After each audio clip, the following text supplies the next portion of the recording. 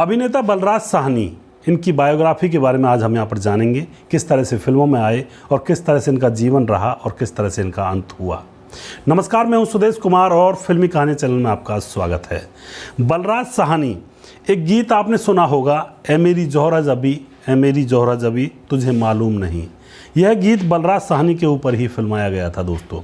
बहुत ही पॉपुलर हुआ था, आज तक भी यह गीत पॉपुलर है, बहुत सारे लोग इसको गाते हैं और सुनते हैं। दोस्तों, इनका जन्म हुआ था 1 मई 1913 को रावलपिंडी में, और इनका परिवार जो था वो आर्य समाजी था और यहाँ पर इनका नाम था बलराज रखा गया था। दोस्तों, उन दिनों आर्य समाज बच्चों के नाम हिंदू देवमाला के अनुसार रखे जाते थे और बलराज साहनी का पहला नाम था युधिष्ठिर, लेकिन उसकी भूआ, उसकी मामी उनसे उनका नाम बोला नहीं जाता था, तो वो कहा करती थी रजिस्टर। इसलिए बलराज साहनी के पिता ने उनका नाम युधिष्ठिर से बदलकर बलराज साहनी रख दिया था। उनके पिता का नाम हरवंश लाल साहनी था, जो कि एक बहुत बड़े व्यापारी थे और अच्छा खासा उनका व्यापार था। दोस्तों, रावलपिंडी के अंदर उनके पिता का बहुत अच्छा तगड़ा बिजनेस था और वह चाहते थे कि उनका बेटा भी इस बिजनेस में उनका हाथ बटाए, लेकिन बेटे को बिजनेस ज़्यादा पसंद नहीं था। वह तो कुछ और ही करना चाहता था, उनके मन में था कि वह कुछ और ही बनेगा। पिता ने उनको गुरुकुल पढ़ने के लिए भेजा, लेकिन दोस्तों यहाँ पर बलराज को धर्म आधारित पढ़ाई पसंद नहीं आई और उन्होंने मना कर दिया गुरुकुल जाने से। उसके बाद इनका एडमिशन डीएवी में करवाया गया। वहाँ पर इन्होंने अपनी पूरी पढ़ाई की और डीएवी से एमए इंग्लिश करने के बाद ये कविताएं लिखने लगे और नाटकों में भाग लेने लगे, क्योंकि इनका तो मन पहले से ही नाटक करने का, फिल्म बनाने का, कुछ इसी तरह का इनका मन था। उसके बाद 1934 में पिता ने बिजनेस में हाथ बटाने के लिए इनको रावलपिंडी वापस बुला लिया और बिजनेस में हाथ बटाने के लिए कहा, लेकिन दोस्तों यहाँ पर इनका मन बिजनेस में नहीं लग रहा था और ये और ही चीज़ों में इनका मन ज़्यादातर लग रहा था।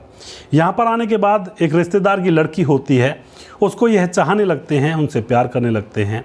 अब यहाँ पर क्या होता है दोस्तों, इसके पिता को पता चल जाता है और इनके पिता फिर इनकी शादी करवा देते हैं, क्योंकि इनके ऊपर लगाम लग सके। और दोस्तों, दमयंती नाम की वह लड़की होती है जिनसे इनकी शादी करवा दी जाती है। 6 दिसंबर 1936 को इन दोनों की शादी हो जाती है। उसके बाद फिर ये 1 साल घर में रहते हैं। 1937 में बलराज परिवार समेत श्रीनगर चले जाते हैं और यहाँ पर दोस्तों वह बिज़नेस करने लगते हैं, लेकिन इनका मन बिज़नेस में नहीं लग रहा था। बिज़नेस में मन नहीं लगता है तो यह अपनी पत्नी के साथ घर छोड़कर भाग जाते हैं, यानी कि घर को छोड़ देते हैं, दूर चले जाते हैं। उसके बाद क्या होता है दोस्तों, ये गांधी जी के संपर्क में जाते हैं और वहाँ जाकर उनके साथ यह कार्य करने लगते हैं, लेकिन वहाँ पर इनकी मुलाकात ऑल इंडिया के डायरेक्टर लॉयल फिल्डर से होती है। लॉयल फिल्डर से इनकी मुलाकात होती है तो ये गाना गाते हैं, क्योंकि इनको गाना गाने का भी शौक़ था और इनकी आवाज़ बहुत ही मधुर थी। तो जब उनके सामने गाना गाते हैं तो उनको इनकी आवाज़ पसंद आती है और फिर उनको BBC लंदन में नौकरी के लिए ऑफ़र किया जाता है। यह BBC लंदन में बापू गांधी जी की आज्ञा से BBC लंदन में नौकरी करने के लिए अपनी पत्नी के साथ चले जाते हैं। तकरीबन 4 साल तक वहाँ पर BBC लंदन में काम करते हैं। उसके बाद क्या होता है दोस्तों, 4 साल के बाद ये वापस आते हैं। इनकी जो पत्नी होती है, जो दमयंती होती है, उनको भी एक्टिंग का बड़ा शौक़ था, तो दोनों पति पत्नी वापस मुंबई आ जाते हैं 4 साल के बाद और यहाँ आकर फिल्मों में ट्राई करने लगते हैं। और फिर दोस्तों इनकी किस्मत देखिए, इनको 1953 में आई फिल्म 2 बीघा ज़मीन में काम करने का मौका मिलता है और यहाँ से उनको स्टार बनने का भी मौका मिलता है। इस फिल्म ने उनको रातों रात स्टार बना दिया था और दोस्तों यह फिल्म इतनी हिट हुई थी कि इस फिल्म को भी इंटरनेशनल अवार्ड मिला था उस ज़माने में।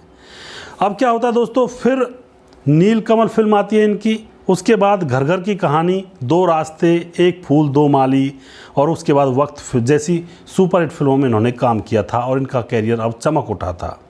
लेकिन दोस्तों अब यहाँ पे कैरियर तो चमक उठा था, लेकिन अब मौत की भी बारी थी, क्योंकि हर एक कहानी का दी एंड होता है। तो इनकी मौत किस तरह से हुई थी, बड़ी ही दर्दनाक थी और एक तरह से परिवार से अलग ही रहते थे। 1947 में इनकी पत्नी शूटिंग कर रही थी और शूटिंग के दौरान एक हादसा होता है और हादसे के शिकार होकर इनकी पत्नी की मौत हो जाती है।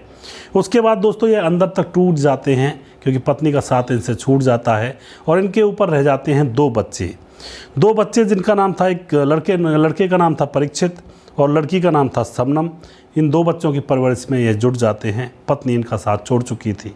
बच्चे बड़े होने लगते हैं दोस्तों। यहाँ पर अब इनके बेटे से इनकी बनती नहीं है और उनके विचार अलग होते हैं, इनके आचार अलग होते हैं, लेकिन बेटी से इनकी अच्छी बनती है और बेटी की यह शादी करवा देते हैं।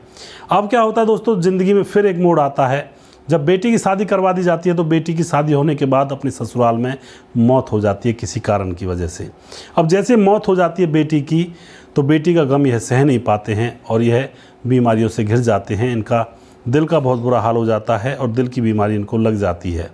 अब दोस्तों बलराज को 13 अप्रैल 1973 रोज़ की तरह यह समंदर में घूमने के लिए, तैरने के लिए जाते हैं और तैरने के बाद वापस आकर स्टूडियो जाने की तैयारी करने लगते हैं।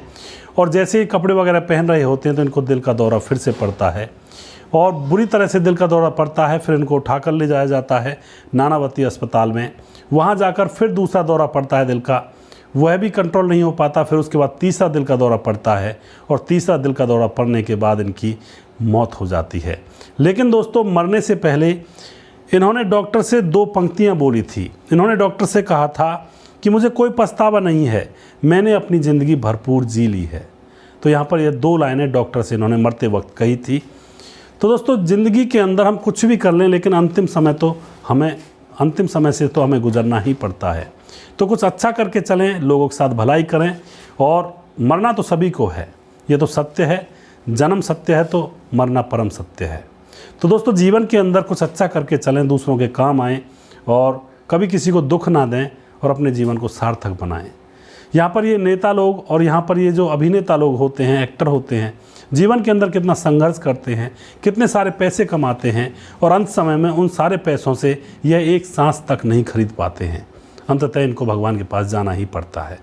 तो जीवन की सच्चाई यही है कि आपके साथ भलाई चलेगी, पैसा साथ नहीं चलेगा। पैसे को आप भलाई में कन्वर्ट कर सकते हो, पुण्य कमा सकते हो, तो वह पुण्य आपके साथ जाएगा। लेकिन दोस्तों अगर कागज़ के नोटों को कमा कर आप तिजोरियों में रखे रहेंगे तो वो किसी काम का नहीं है। अगर आपको हमारे वीडियोज़ अच्छे लगते हैं तो इस वीडियो को शेयर ज़रूर कर दिया करें। दोस्तों यहाँ पर आपको हमारी यह वीडियोज़ कैसे लगते हैं इसके बारे में ज़रूर कमेंट बॉक्स में लिखें और इसी तरह से आप देखते रहें हमारे फिल्मी कहानी चैनल को। अगला प्रोग्राम मैं जल्दी फिर से लेकर आऊँगा। तब तक आप खुश रहें और पुण्य करते रहें और अच्छी तरह से जीवन को जिएं। जय हिंद, जय भारत।